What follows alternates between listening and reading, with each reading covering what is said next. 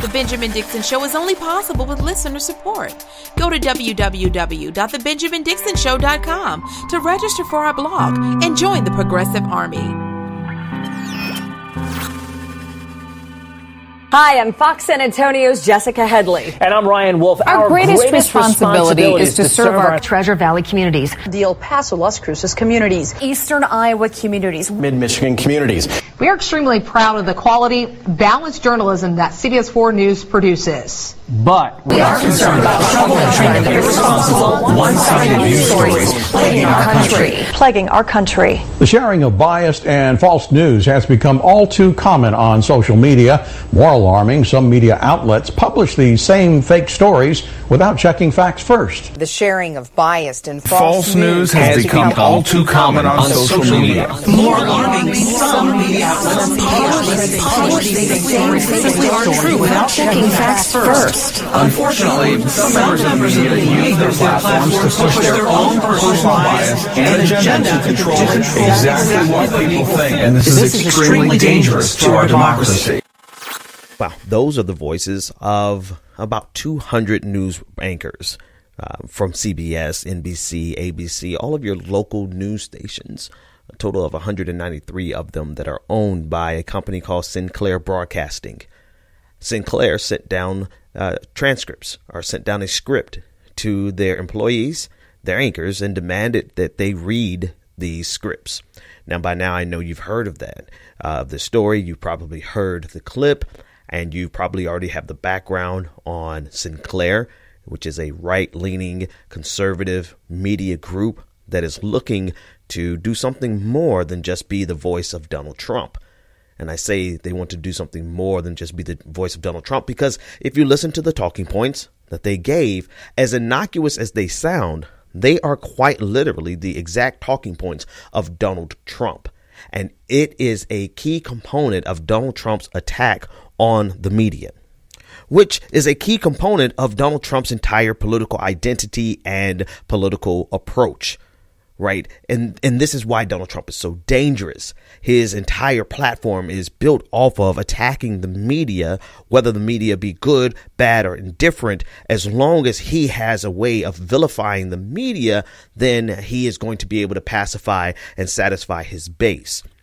So while people who disagree with this, with people who look at this clip and don't see anything wrong with it, they're saying that it's rather innocuous. They're saying that it's benign, that they're not saying anything dangerous.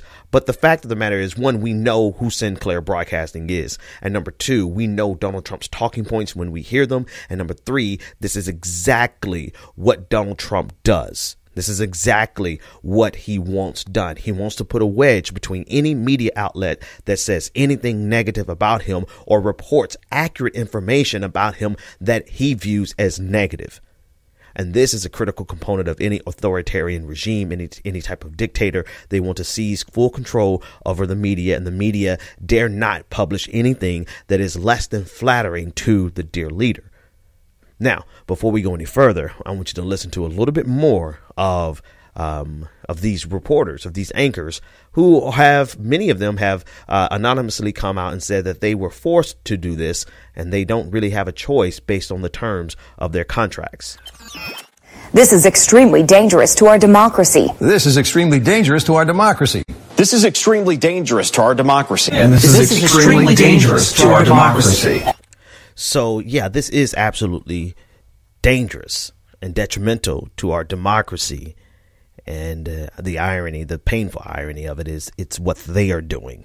It is what Sinclair is forcing them to do. We'll talk a little bit more. But before I go any further, I found them on Twitter, and their handle on Twitter is at @WeAreSinclair. And when as soon as I heard that clip and saw their Twitter handle, it instantly reminded me of another collective. We are the Borg.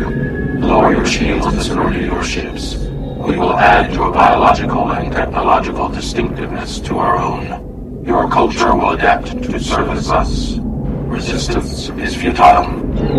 Now, how apropos is their Twitter handle? We are Sinclair. We are the Borg. They are creating a collective of news journalists and news anchors across the country who surreptitiously deliver propaganda in an innocuous fashion, in a way that people don't even realize what's happening. They don't even realize what they're being fed, because no one generally expects that their local news broadcast is going to be delivering weapons grade propaganda. I mean, the stuff that they're delivering is so insidious because of how subliminal it works. And I really mean that by the very definition of the word. So they're going to tell everyone in their audience in all these major markets, people who are believing that they're not getting propaganda, they're telling their viewers that fake news is the number one problem in our country when it's not. And then that is going to be planted in their heads. The next thing you know, they are going to hear the president of the United States say the same thing. And people who never had any connection to the president of the United States because of how he is, how oafish he is, the problems with his policy, how dangerous his policies are for most of Americans, they're going to find themselves identifying with what the president of the United States said, all because they heard it from their local news anchor who they trust, who's built up trust with them over the years. This is a very insidious form of propaganda that is almost comical, and in a Disney-esque villainous way of the mustache villain. It's almost a cartoon. It's a caricature of propaganda because it's so blatant. Now, the thing is that while we're able to see it from this 30,000 foot level, how many people on the local level are even aware that this happened because they're still getting the news? It's not as though their local Alive at 5 is reporting on the fact that they are now a part of a national story. But we got to go a little bit further. There's another side to this that we have to discuss, and that is the role or the relationship rather, between Donald Trump, his administration, and the goals for Sinclair, what they're trying to accomplish. Listen to this clip of Christopher-Ripley. He is the CEO of Sinclair, and listen to him as he describes his vision for Sinclair to become in broadcasting what Google, Facebook, and Amazon are in their respective industries. And they can't do that without massive consolidation. And they can't do that massive consolidation without the help of the Trump administration. Take a listen in.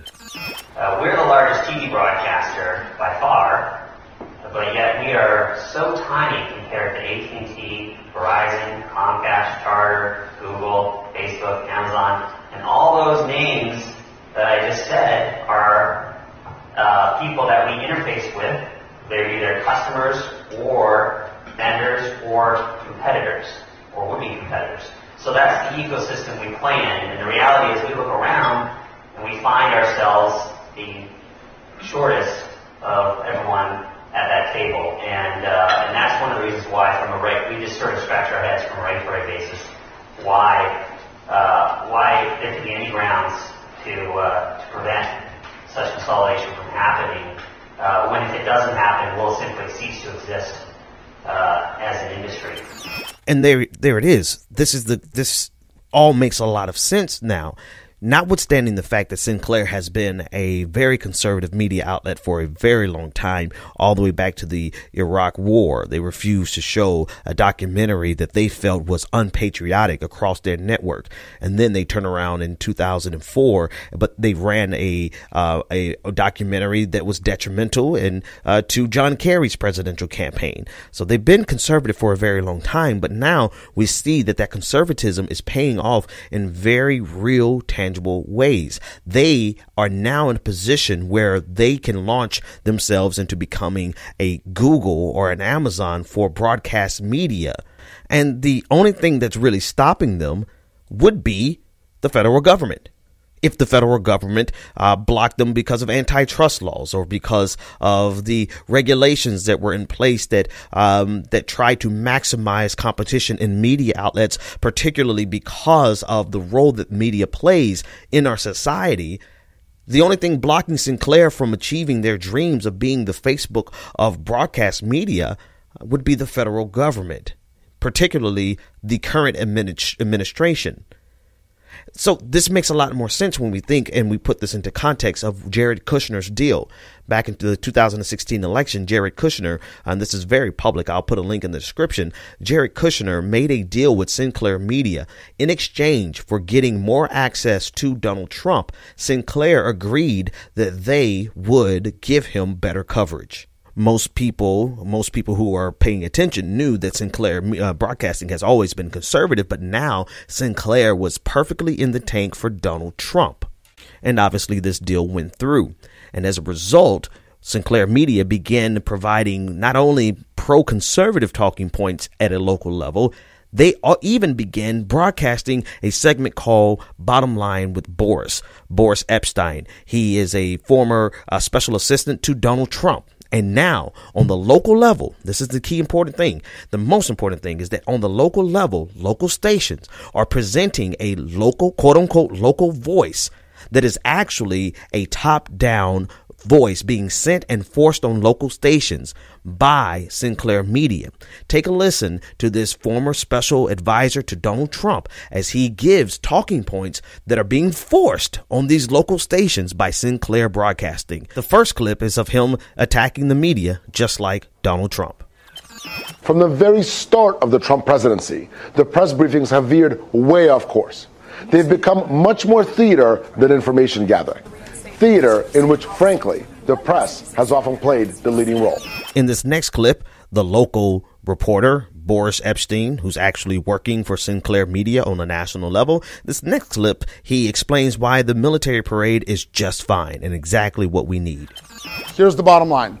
A well-timed parade would be a celebration of America, including our military might. Our country can use a morale boost. A military parade would provide that, while also projecting power to the rest of the world for both our allies and our enemies to see. And finally, this last clip explains why the turnover in the Trump administration is no big deal. In fact, if you look at President Obama, you would appreciate all of the turnover in Donald Trump's administration. Listen in. President Trump continues to reshape his administration. In the past few weeks, the president has announced a new Secretary of State, CIA Director, Top Economic Advisor, National Security Advisor, and Secretary of Veterans Affairs. Longevity in a position does not always equal success. President Obama had just 2 Secretaries of State, Hillary Clinton and John Kerry. Secretary Clinton's 4 years on the job left us with a total meltdown in the Middle East, resulting in the rise of ISIS. An American ambassador to Libya was killed on Hillary Clinton's watch. So out of the deal that Jared Kushner made with them during the election of 2016, this is what Donald Trump got in return. He has his own localized propaganda tool that gives a voice to all of his talking points unchallenged. I mean, think about it, right? It is a centralized national propaganda machine that gets to go under the guise of being a decentralized local collection of media outlets that are just reporting the news. And in the middle of your news broadcast, you get Bottom Line with Boris-Epshteyn, where he goes out and parrots Donald Trump talking points, Republican talking points, all under the guise of being just your local news. That is a very powerful thing that Jared Kushner was able to negotiate. And so you have to ask yourself the question, what did Sinclair get in exchange? Well, even though I had to take a segue to highlight the nefariousness of this plan, of this deal that they made with Jared Kushner vis-a-vis Boris-Epshteyn, and as you heard at the top of the show, all of these anchors having to give the same talking points, we had to cover that, but Sinclair actually has plans that are far bigger than just being the voice, the propagandistic voice of Donald Trump. They have plans of becoming the Google of broadcast media, essentially having a monopoly, and if not having a full monopoly, to be an oligopoly, to just have a handful of outlets so that they can control every single facet of what type of news media comes into your home. What type of broadcasting comes into your home? This is their plan. And they could not get it done without the Trump administration. So the quid pro quo right? They gave Donald Trump something, and now Donald Trump is giving them something back in return. In fact, he has already given them the first wave of it, which was nominating Ajit Pai to be the chairman of the FCC. The same Ajit Pai who did away with Obama-era net neutrality rules. He is the same Ajit Pai who got rid of decades-old regulations that limited how many local stations could be owned by one conglomerate.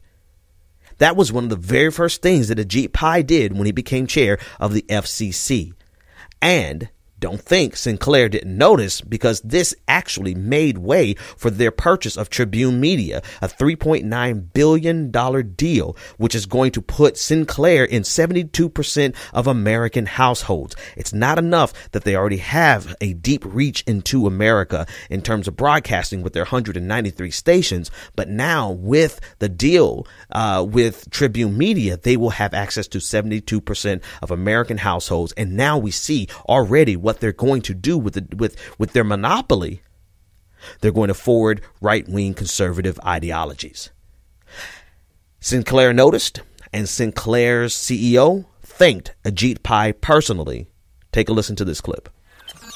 And so, thankfully, we've got Chairman Pai, who's launched an action to look at these antiquated rules, which we think has artificially tipped the playing field away from TV broadcasts to the point of making us uncompetitive. So that's one of the reasons why we're optimistic on the regulatory. So immediately they got a return on their investment, right? What's a little propaganda in exchange for the ability to get access to 72% of households? What's a little bit of pro-Trump propaganda when you really believe in conservative ideologies anyway? I mean, this is a perfect merger for them. I mean, this actually is a perfect setup, right? The only thing is that it is taking away our rights as Americans to be able to have unbiased media on some level. In some place. I mean, we already don't have the fairness doctrine. And now we're having to have our local news, which people automatically assume is unbiased, be propagandized by Sinclair in exchange for favorable rulings at the FCC, so that Sinclair can meet its goals of becoming the Google of the broadcasting industry. And there's another layer to this. Sinclair is not just looking to become the Google of the broadcasting industry just for giggles. They have a very specific goal, which is obviously at the core of it is a profit-driven motivation. But they also have they're trying to bring in a new broadcasting standard, ATSC 3.0. And this is essentially a broadcasting standard that would allow or that would make it possible for internet to be broadcast like a television signal. Right. So that you can pick up internet broadcast, internet coverage like you would pick up a TV signal. Now, honestly, that if I were to just kind of shift gears, that actually sounds pretty cool. And I'm actually in favor of technology like that. But at what expense? And at what cost? Well, there's a transition phase, right? Local stations aren't automatically going to transition to that just because, right? They have to be incentivized. The cost of transitioning to this is going to be exorbitant. And so what does that mean if now Sinclair has access to 72% of American households through all of the local stations that they have gobbled up into one large conglomerate?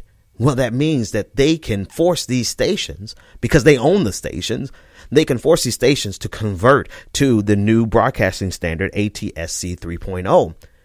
Now, while there will be some benefits for us, the consumer, ultimately this means that Sinclair has positioned itself to become a competitor, not just with local news, but also with your internet service provider. Sinclair has really big plans. But at the core of those big plans is their desire to push right-wing propaganda. And to me, this is far more, I don't know, this is another level of insidiousness. Whereas Amazon and Google and Facebook are all problems that we have to address right now today, right? It's different when you have a monopoly or someone with monopolistic goals who's willing and desire. They have the willingness and they have the desire to push right-wing propaganda that's wrapped up and disguised as nothing more than innocuous platitudes of journalistic integrity, when in reality, they're doing the bidding of one of the most consequential presidents in the history of this country. And yes, this is dangerous. This is extremely dangerous for our democracy. And this is extremely dangerous to our democracy. That's all the time I have for you today. Thanks so much for hanging out with me. Special thanks to Anoa Changa, Professor Matt Sinkowitz, and Rebecca Azor for hosting while I was gone, saying goodbye to my cousin, my dearest cousin, Tony. Loved her so much. It was a very difficult weekend, but we did get a chance to spend time with a lot of family, and that was an amazing thing. So thanks to them for filling in for me. Be sure to go to patreon.com/The BPD Show. Become a patron, help support our new drive, and I'll see you tomorrow. Take care, everyone. The Benjamin Dixon Show is only possible with listener support. Go to www.thebenjamindixonshow.com to register for our blog and join the Progressive Army.